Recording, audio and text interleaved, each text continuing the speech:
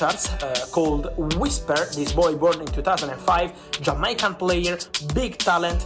He is considered a really talented boy, wonder kid. Chelsea invested less than 1 million for this boy. He was really close to join Newcastle, but Chelsea were really fast in the final stages of the negotiation, and now the deal is signed and official. So one more talent for Chelsea is called Richards, Jamaican, 2005. Remember the name, very fast player with good qualities, he's a winger. And so Joe Shields, the director of Chelsea, was involved in this story and was crucial to sign the player. That's right, 17-year-old Dujuan Whisper Richards is a Chelsea player. The English Premier League club has signed the 17-year-old on a pre-contract. It's expected that Richards will sign a full contract when he turns 18 in October. Reports suggest that several clubs across Europe were interested in signing the player, but Chelsea moved quickly for his signature. He had a tremendous 2022 schoolboy football season in Jamaica, scoring 31 goals and bagging 19 assists for Kingston College. The marksman is a product of Phoenix Academy, having been with the organization since the age of 12. We're pleased to have Dujuan Richards joining us in studio, along with head of Phoenix Academy, Craig Butler. Gentlemen, it's an absolute pleasure. How are you doing? Doing good, doing great. A little tired, lots of work, but getting the job done. Yeah, indeed, you have gotten the job done. Craig, let me start with you. How significant is this signing? Well, I mean, Chelsea is one of, if not the best club, biggest club in the world. The greats have, graced their pitches, going all the way back from Robin to, so you have to look at the opportunity that's there. It's also apart from Whisper, set and apart from Whisper, the fact that Chelsea has seen it fit to select a Jamaican player now opens the eyes of Europe to what we have as products. So we better be ready for when the opportunities come. Make sure our players are well developed, both feet, on and off the pitch, and focused. Yeah, Dujuan, Chelsea. It's Chelsea. Talk to me about how you're feeling in the aftermath of signing with one of the biggest clubs in Europe.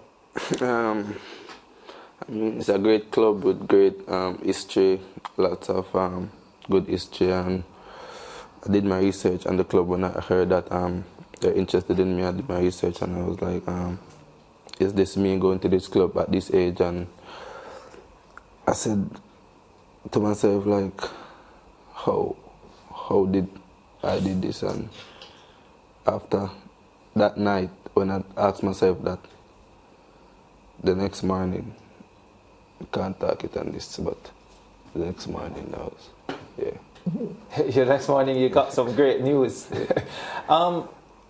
Craig, we had heard initially that he was going on a trial with Newcastle, and so everyone was waiting to hear what was going to happen from that Newcastle trial, and then the next thing we were hearing, he's with Chelsea. Break down how the deal was brokered for us. Well, the reality is that you should always, I've learned that from my days with Toshiba, you should always have several options whenever you're going into marketing. So one of the things that we wanted to do was to ensure that we had at least 4. We had 5, but we had at least 4 big clubs, good, strong clubs, that at different levels that could create a pathway for Whisper. And what was most important is the pathway. It's not about the money. The money will come.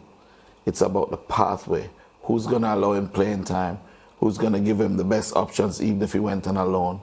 And so we went and we met with Ajax, we met with Genk, we met with Club Brugge, and he went on a trial with Newcastle, killed it, did very, very well.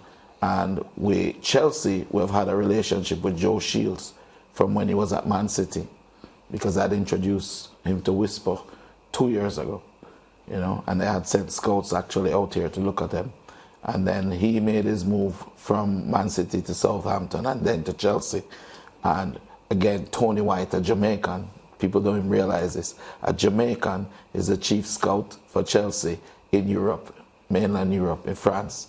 So Tony also I met Tony at the Bruges game and we spoke about it. And next thing you know, we have the boss in Chelsea colours. I mean, Chelsea was my personal home, you know, as a young boy. That was my favourite club. And I always wanted to see one of our players from Phoenix there.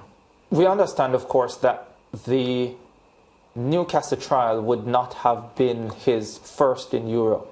No. Can you tell us some of the others and how those would have gone over time and would have taken him to this place now? Well, one of the things that you have to recognize that we're an island very far away from Europe. And so we have to, in order for our players to actually be ready at 18, they have to know about us from before. So from he was 12, we were sending him to Spain with the team and playing friendly games. Yeah. So we went to Barcelona, then we went to Genk, Leverkusen. We played against Maastricht. Is it true that he had a trial with Real Sociedad? Yes, he did as well. So went to Real Sociedad for a trial. But before that, he was in England for a period of time as well. I sent him to school to get a feel for what English football is like and to let them know what he can do. So we were able to do that, and he was well prepared for this step. So when he does go to Chelsea, it won't be anything that's shocking for him. Yeah.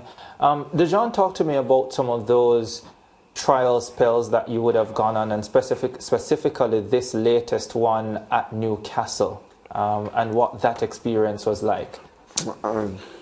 Good experiences, and most people don't believe I trained with the first team in Newcastle, but the boss know. But I would say it was a good experience.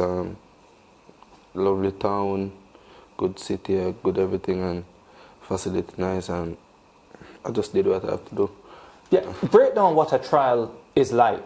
So how long did you spend there? I mean, what would a day look like? Exactly, I mean, what did you do? What did they request of you to do? What were they looking at?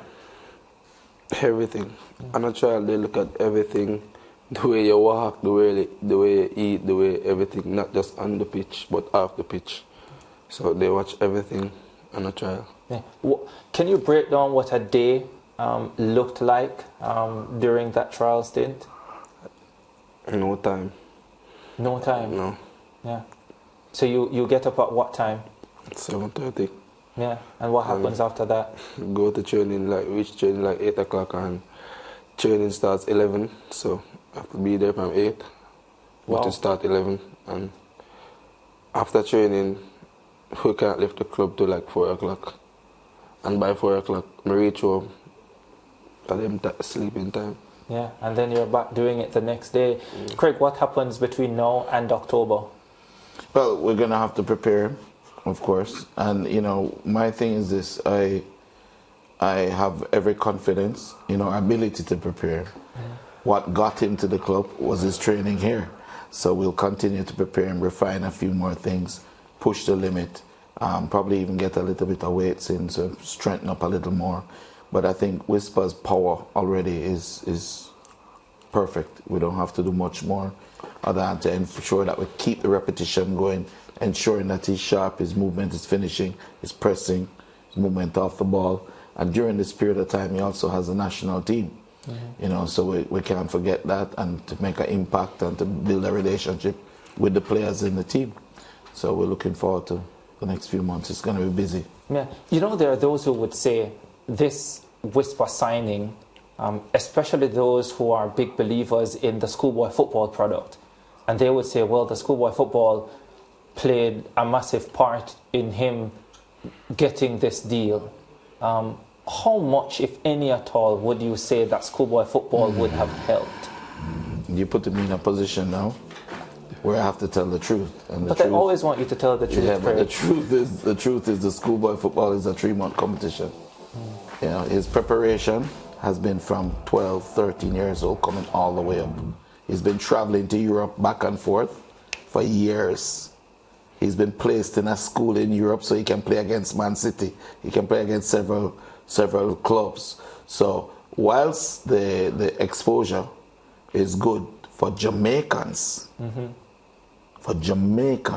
because Jamaicans continuously had doubts about him when he was left off of the under-20 team. And I was fighting for him. They were saying, oh, he's no good, he's not ready for anything. And so we said, okay, play school. Let's all play schoolboy football. We'll play for Mona and you play for Casey, and we'll show them what we can do. But it was for Jamaica. Yeah. He had Dimitri de Conde at Genk, knew him from he was 13. Yeah. You know, Ajax has known him from that age too. You know, most Bruges, all of them, they knew his qualities. He scored 5 goals, 4 or 5 goals against Genk. 3 goals against Genk. Yeah, when we beat them. Yeah. So we built a reputation in Europe, and they have a lot of respect for us. Yeah. So it really didn't impact what he did, because I would have gotten him the trials anyway. Yeah. What he did on the trial, now that was the big impact. Yeah. Sorry to put you in this tough position, but 17-year-old Whisper versus 17-year-old Leon Bailey. I will not speak on that. No, you don't want to compare them any. Don't trouble my 2 boys. They're my boys. I love both of them, and they're both very talented players. Leon is a little different than Whisper. Mm-hmm. Whisper has a Haaland factor, you know, very powerfully built with the technique. Leon is very slippery and unpredictable, you know. So it's that is like trying to compare Cristiano Ronaldo and Messi.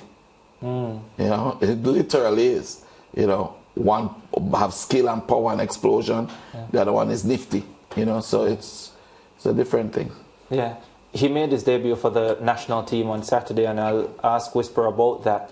But do you feel he is in good hands with the national team at the national level at this stage? One of the things is that I always stay close to my players. I think that the coach is that the difference between this coach and other coaches is that at least this coach is willing to listen to people.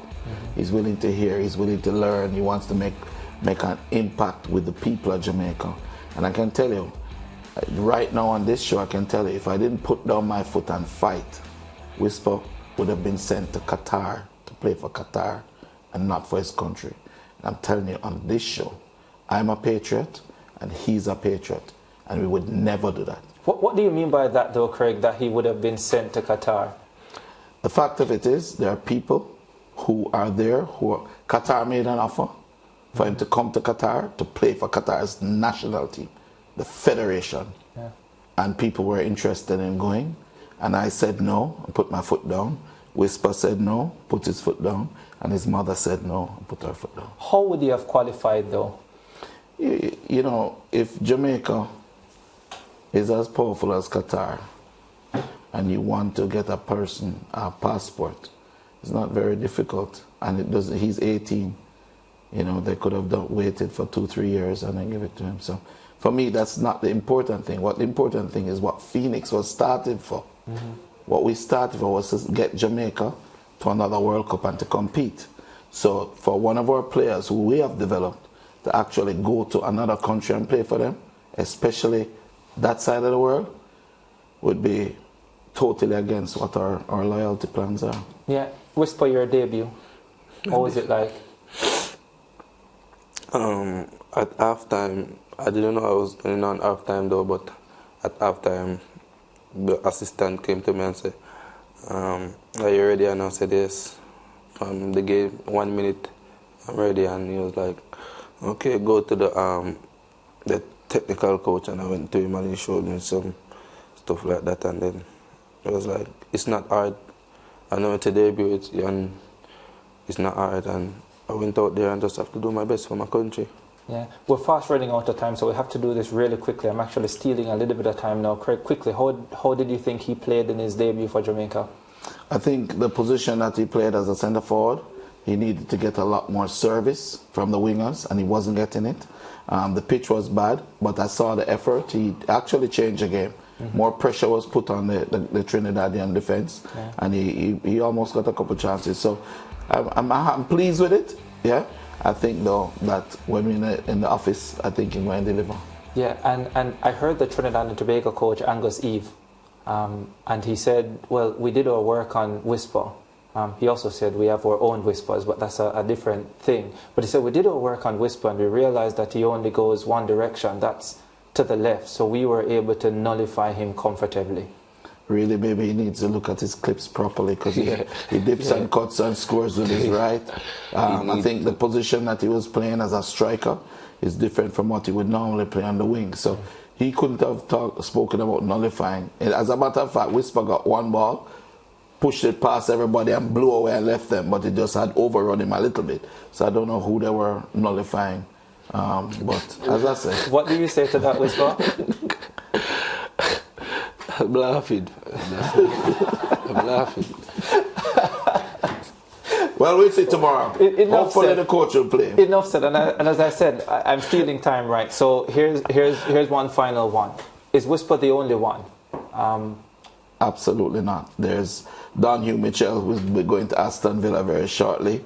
Denzel McKenzie, our attacking midfielder, he's going to Ajax. Yeah. We have 3 players now on trial in Europe as we speak. We have Xander Bicknell, Dante Peralta, who's at Standard Liège. And we have Shemron Phillips, who is going to Westerlo. So we have a lot of it's in the pipeline, one after the other. And then Jamani Bell is there coming up, Dylan John, going all the way back to Akeem Bernard, the goalkeeper, who is now in the national team. Yeah. He also is going to... When is Don Hugh Mitchell's trial? The 20th to the 26th. 20th to 26th of March. Gentlemen, thank you very much. It's been an absolute pleasure. Whisper, congratulations. Keep laughing and keep scoring those goals, and hopefully you'll give me more opportunities to call some magnificent goals, hopefully in the colours of Jamaica. And Craig, yeah, congrats on another one. Did it with Leon Bailey, and here you are doing it again with Dujuan Richards. Congratulations, gentlemen. Thank you very much. All right, there you have it, the Laughing Whisper and Craig Butler, his agent. We take a break on the Sportsman Zone. We'll be back with more.